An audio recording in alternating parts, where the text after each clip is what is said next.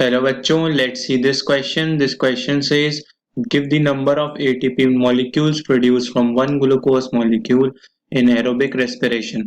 तो हमें देखना है कि कितने ATP molecules बनते हैं एक ग्लूकोज molecule से aerobic respiration में. So let's see the key concept here. हमारा key concept है aerobic respiration. तो in the process of aerobic respiration होता क्या क्या है. एरोबिक रेस्पिरेशन में होता है कि देयर इज ग्लाइकोलिसिस, मतलब खाना आया. तो खाना आया तो सबसे पहले क्या होगा, ग्लूकोज से वो कन्वर्ट होता है पायरुवेट में, पायरुवेट और pyruvic acid through glycolysis. Pyruvate से क्या बनता है, पायरुवेट से बनता है पायरुवेट ऑक्सीडेशन होता है एंड वे हम लोग जाते हैं टीसीए साइकिल में.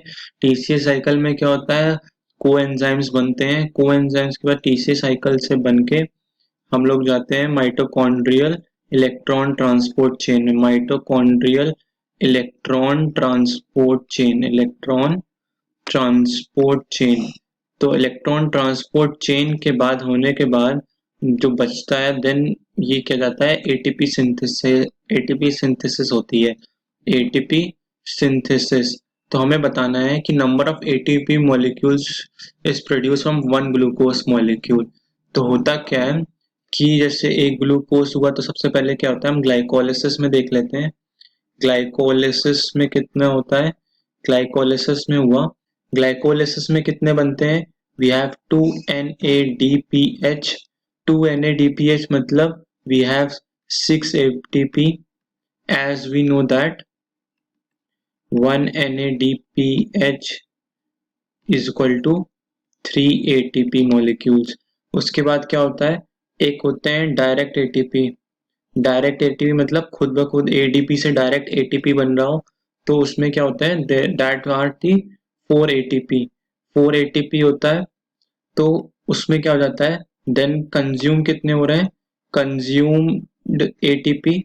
2 एटीपी प्रिपरेटरी फेज में, बनने वाले फेज में 2 एटीपी चले भी जाते हैं. तो वी हैव टोटल 10 - 2 8 एटीपी बचते हैं. हमारे पास क्या होते हैं, 8 एटीपी मॉलिक्यूल्स होते हैं.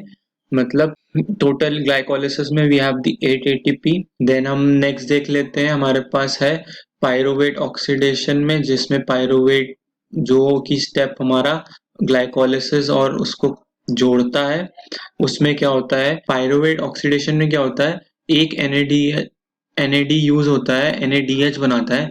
बट सिंस हमारे एक ग्लूकोज मॉलिक्यूल में 2 पायरुवेट यूज होते हैं तो 1 NADH कितने एटीपी प्रोड्यूस करता है, 6 एटीपी प्रोड्यूस करता है.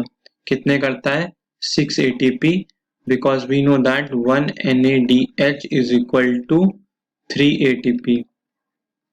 सो उसके बाद पायरुवेट ऑक्सीडेशन के बाद हमारे पास कौन सी नेक्स्ट कौन सी आती है, we have the.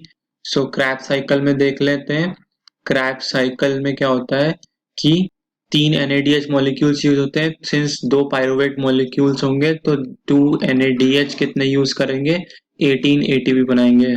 We know that 1 NADH is equal to 3 ATP.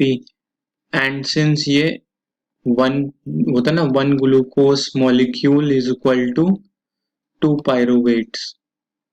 तो 2 बार पायरुवेट का ऑक्सीडेशन हुआ, देन उससे भी क्रैब साइकिल भी जो हुई वो 2 साइकिल में 3 NADH यूज हुए तो 6 NADH जिसने बनाया 18 ATP. Then we have the 2 ATP. 2 ATP directly बनते हैं, 2 ATP और we could say 2 ATP directly बनते हैं, 2 ATP बनते हैं. ये क्या होता है, from GTP or we could say from GTP. This is as we know that 1 GTP is equal to 1 ATP. Then we have the citric acid cycle का ये पार्ट होता है 2FADH. 2FADH2 बनते हैं, ये हमें पता है कितने होते हैं. इनसे कितनी प्रोड्यूस होती है, we have 4 ATP. 4 ATP. We know that 1 FADH2 is equal to 2 ATP. तो हम लोग देख लेते हैं हमारे टोटल कितने ATP हुए. We had total ATP molecules. Total ATP molecules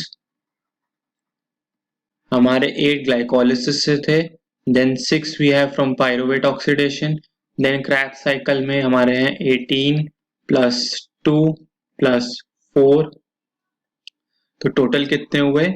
We have 8 6 14 14 18 32 32 to 34 38, we have 38 ATP molecules from one glucose. एक ग्लूकोज कितना प्रोड्यूस कर रहा है? 38 ATP. Hope you all understood this question well. Best of luck. Thank you.